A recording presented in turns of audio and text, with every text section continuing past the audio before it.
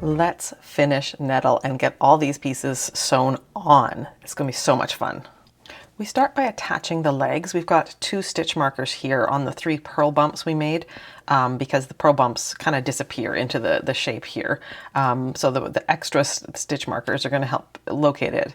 But the way I've got it, it will be that the hat curves off here to the left and the face is sort of centered on the this indent. Now that is something that you can choose to change if you want. So the legs do not have to be here. They could be anywhere you want. You could have the hat going off to the left, to the right, to the front. It's your call. I'm going to do it as written, but this is something just to play around with. You can pin everything to the gnome and make sure that you like what you've got.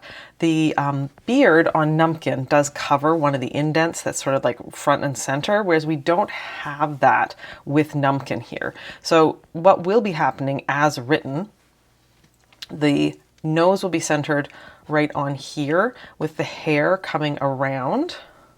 So as written, Numpkin is going to look a little bit like this. And with this shape forward, it's, I don't know, it's a little bit bosomy. Not everyone's going to appreciate having these 2 segments with the nose centered on it. So if you want to recenter things so that she has the nose centered on a segment, that is definitely something you can do. So if you want to recenter the nose so that it's here centered on a segment rather than on an indent, that's definitely something you can do. If you want to change things so that the hat is coming a little more forward, like I said, that's something to play around with and explore. Pin things together, kind of give yourself some time to explore the different varieties of how you'd like this to look. I'm going to do it as written, since that's my job. And we start with the legs. Now the legs have a section here with the increases were on either side of this stitch, and this points at the toe. So this is the front of the foot, and back here is where we had our color change, and so it might be a little bit of a jog here, but that's okay because that's going to be the back, and she's going to be sitting on those.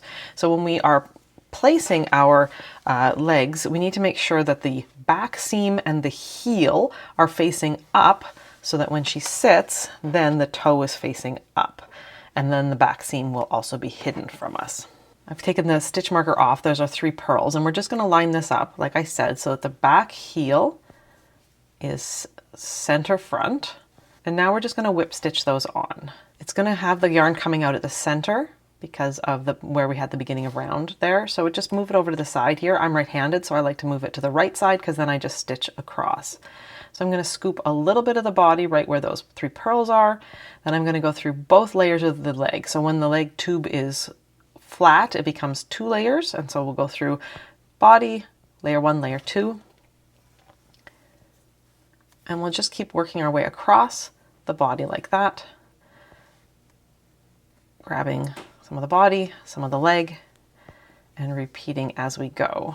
The whip stitch is a really nice secure stitch, but if this is a toy, you will need to secure this on the other side of the leg as well. So after going from left to right or right to left, however you're working, you will then need to bring your yarn through to the other side.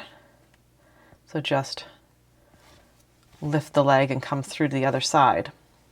And you'll want to basically work the same way back across. So in this case, I would grab a little bit of the body, and then I would grab just 1 layer of the leg. You don't need to go through both in this case, and just scoop and work your way across and attach both directions, because this is going to be very likely to be, like, some kids will just pick it up by this, and then there'll be a lot more pressure. And so if we've sewn it on from this side as well as this side, it's going to make a big difference in its stability.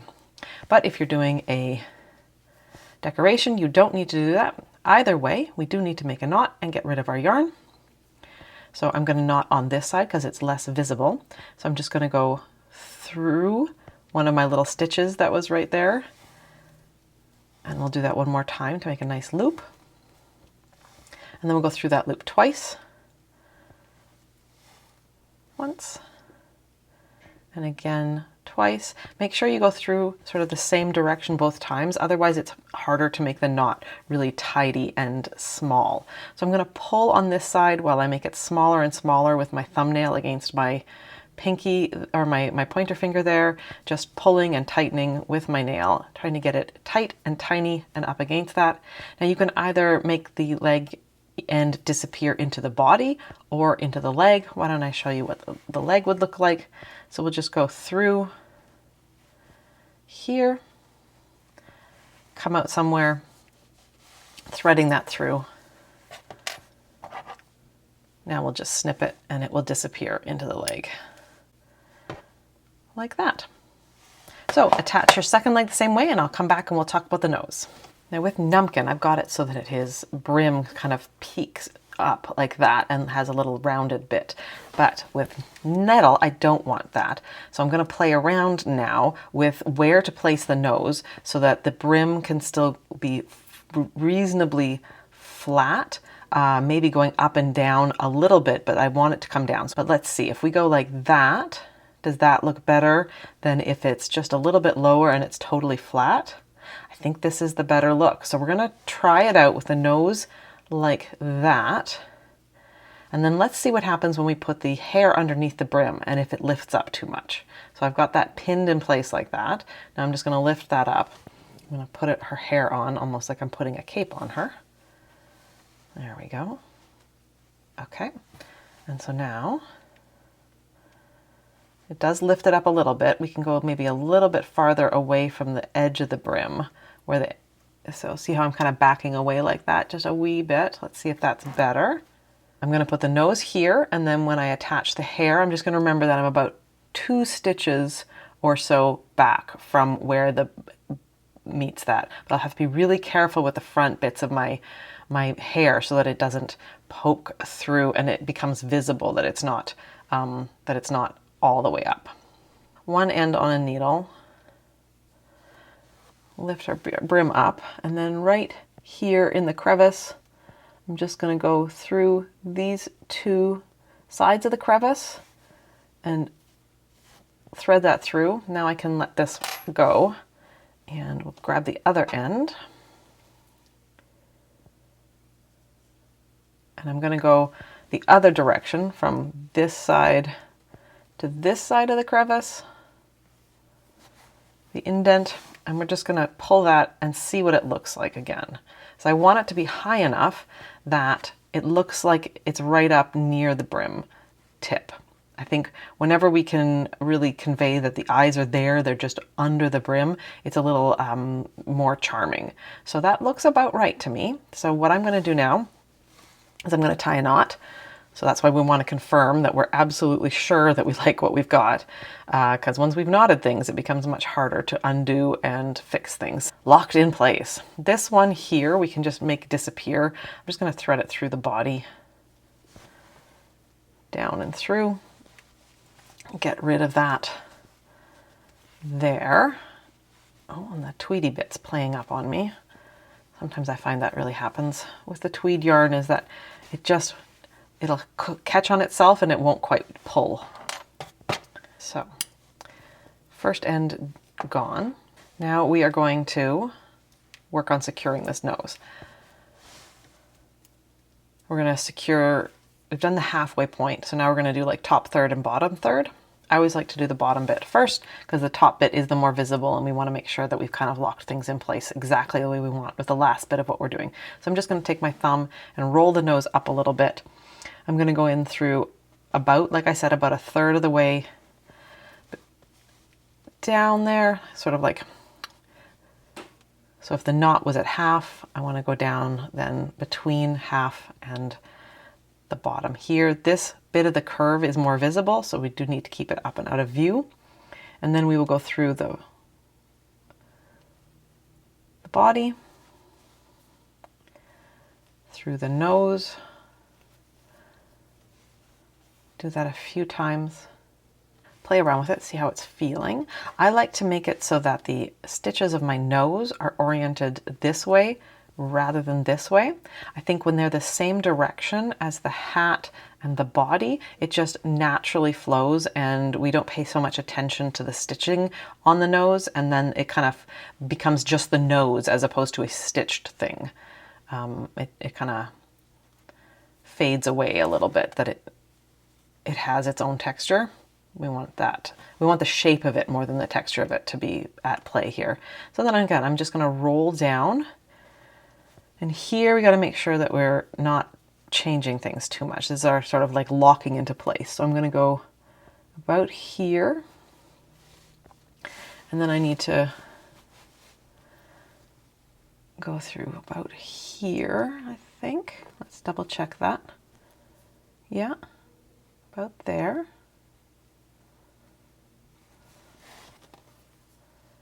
Again, stop, double check. Oh, see, that's kind of migrated up and the hat is going over that. So we need to move it down a little bit. Make sure I'm a little more forward.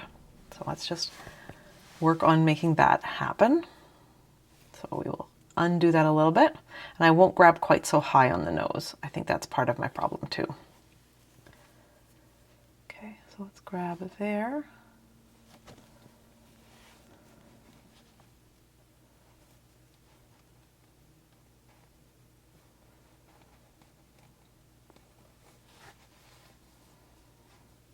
So let's try this. Yeah, that's better. Okay, so now we need to make sure that we're locking in the vertical orientation of the stitches rather than diagonal as it looked like I was about to do. So nose, body. It's always so awkward to try to show it on camera. I always feel like I'm making the embroidery look more awkward than it really is, just because I'm trying to stay out of the way of the camera above. You may want to also lock it in sort of on the side. So this part of the nose to this part, and the same on this side, especially if it's a toy. You may want to just do that. It'll be a little more stable that way. But I think we are good. It's also, the beard can tuck, or the brim can tuck under a little bit there.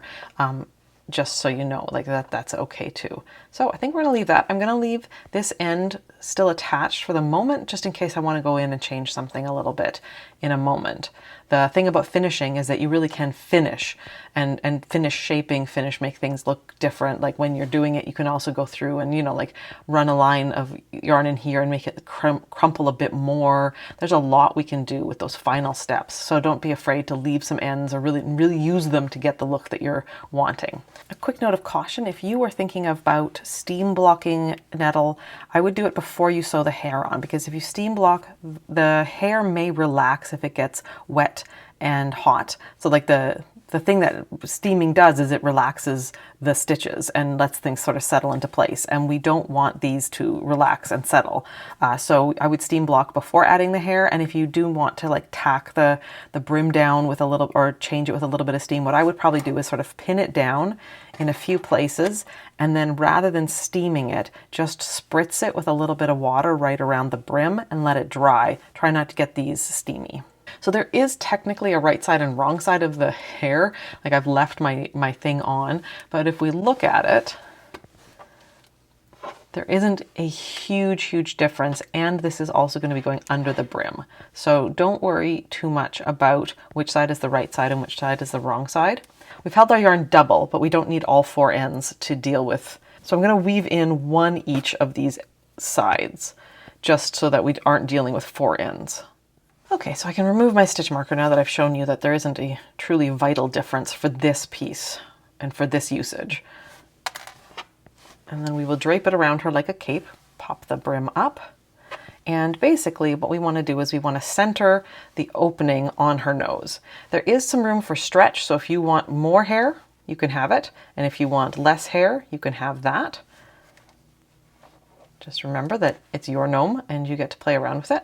All right, so to center mine, I'm actually going to go from this indent to this indent. That's just the way it worked out with my length of hair.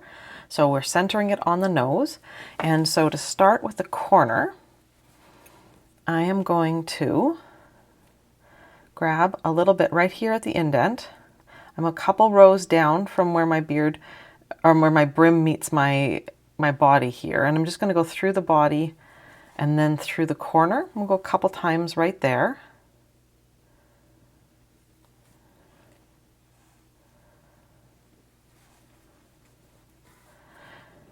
If this is a toy, I'm going to be securing it more frequently, but as we go, we'll skip a couple of the garter bumps. So I'm going to go down to the body, I'm going to travel underneath, under the body, and then I'll come up about 2 or 3 garter stitches away, and then I can come up, and I can even make it one motion if I can, is coming up through the body and then up through that little garter bump. So I want to go down right underneath that garter bump and then travel under the body, come up somewhere, go through the garter bump, and we've got 2 lengths of yarn. So we've got the one coming from this side and going around, and we've got the one from this side and going around. And so they'll meet in the middle, and you don't have to worry about one end going all the way.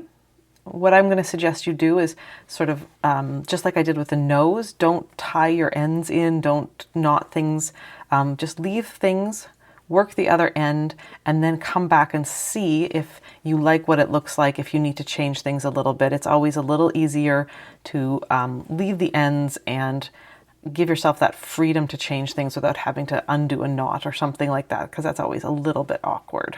She's just a few changes from Numpkin, but has such a strong personality. I hope you've enjoyed this. I've had a great time, and I hope you have too.